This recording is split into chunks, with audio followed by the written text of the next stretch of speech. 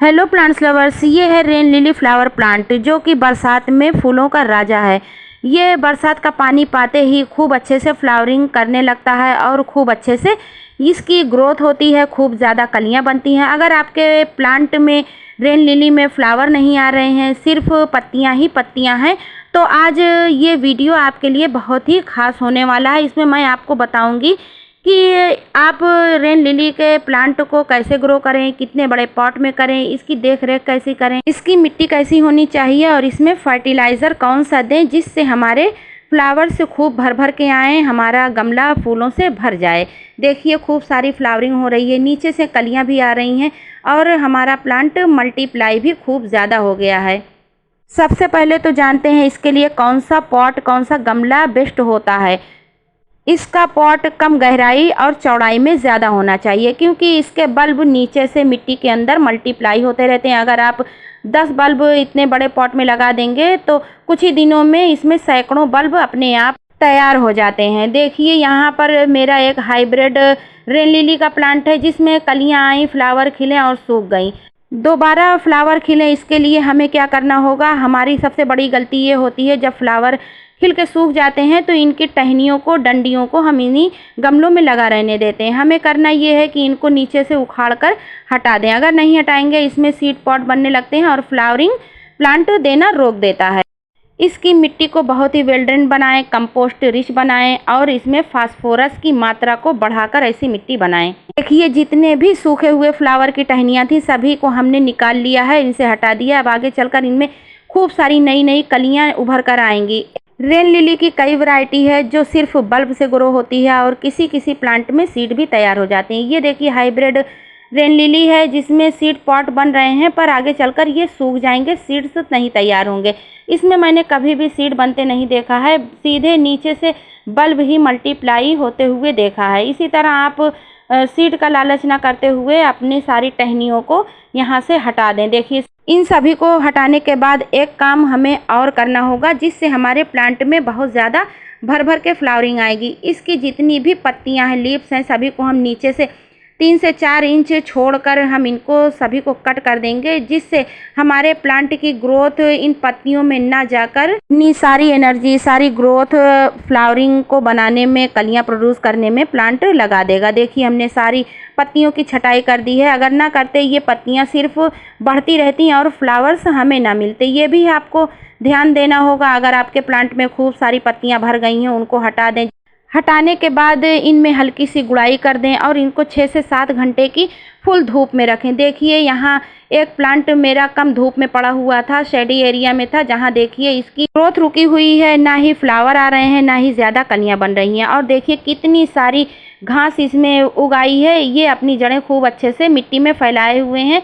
ये सारा न्यूट्रिएंट्स लेते रहते हैं जो हम इनमें फर्टिलाइज़र डालते हैं। इनको भी आप निकाल दें, सारी वीड्स को, सारी घास को निकाल कर हम हटा देंगे और अच्छे से इनमें गुड़ाई कर लेंगे। ये रेन लिली कई रंगों में आती है, लाल, सफ़ेद, गुलाबी, नीली, बैगनी, बहुत सारे कलर्स में रेन लिली के बल्ब मिलते हैं। आप इनको 2 तरह से ग्रो कर सकते हैं। एक तो बल्ब से ग्रो करें, नर्सरी से लाएं या कहीं से आपको मिल जाए तो उससे ग्रो करें। सीड से उगाना तो बहुत ही आसान है। अगर आपको सीड मिल जाते हैं बस मिट्टी के ऊपर स्प्रिंकल कर दें, ये बहुत ही जल्दी ग्रो हो जाते हैं। अगर नर्सरी से आप बल्ब खरीदते हैं तो आप बड़े साइज़ का मैच्योर बल्ब खरीदें जिसमें फ्लावरिंग बहुत ही जल्दी स्टार्ट हो जाती है। इसको आप अगर अपने गार्डन में ऐड करेंगे तो आप सालों साल फिर इसके प्लांट खरीदने की ज़रूरत नहीं पड़ेगी। ये सीड से, बल्ब से अपने आप ही मल्टीप्लाई होते रहेंगे। सीड इधर उधर गिरकर अपने आप ही ग्रो होते रहेंगे। देखिए कितनी सारी वीड्स निकल आई हैं। ये हमारे प्लांट का न्यूट्रिएंट्स बचा खुचा खाती जा रही थी। इनको निकाल कर फेंक दिया है हल्की हल्की गुड़ाई करने के बाद। अब बारी आती है इसमें कौन सा फर्टिलाइज़र ऐड किया जाए।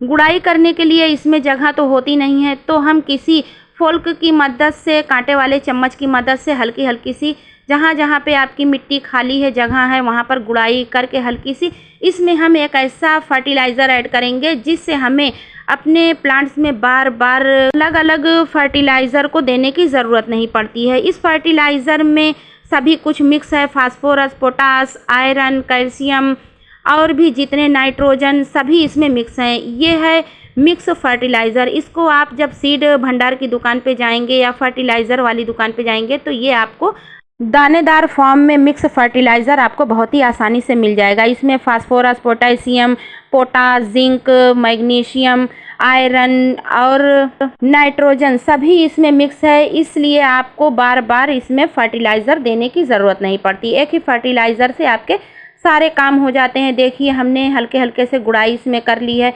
इसको देना कब है, इसको हर 15 दिन में आप गमले के हिसाब से दें। जैसे ये हमारा गमला ये छोटा, इसमें हम 8 से 10 दाने देंगे और बड़े पॉट में हम 1 चम्मच के करीब फर्टिलाइज़र को ऐड करेंगे, जिससे ये होगा हमारे प्लांट में खूब सारी कलियां आएंगी, प्लांट हेल्दी रहेगा, ग्रोथ भी खूब अच्छी होगी और गमले में फ्लावर भी भर भर के आएंगे।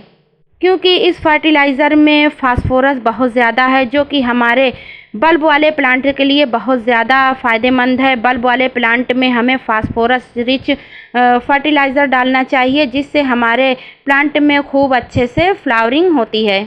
प्लांट की ग्रोथ के लिए नाइट्रोजन और फ्लावरिंग के लिए phosphorus, potash, magnesium, zinc, iron ये सभी बहुत ज़्यादा मायने रखते हैं, जो हमारे प्लांट को इस फर्टिलाइज़र से मिल जाते हैं। देखिए हमारा गुड़ाई करते वक्त एक फ्लावर टूट गया है।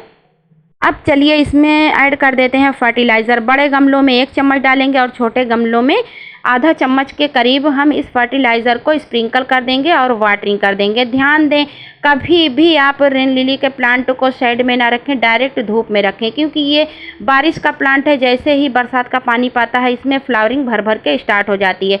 जब हम इसमें ये फर्टिलाइज़र ऐड कर देंगे तो इसमें और ज़्यादा ही फ्लावरिंग आएगी, ग्रोथ भी बढ़ेगी और हमारा प्लांट भी बहुत ज़्यादा हेल्दी रहेगा।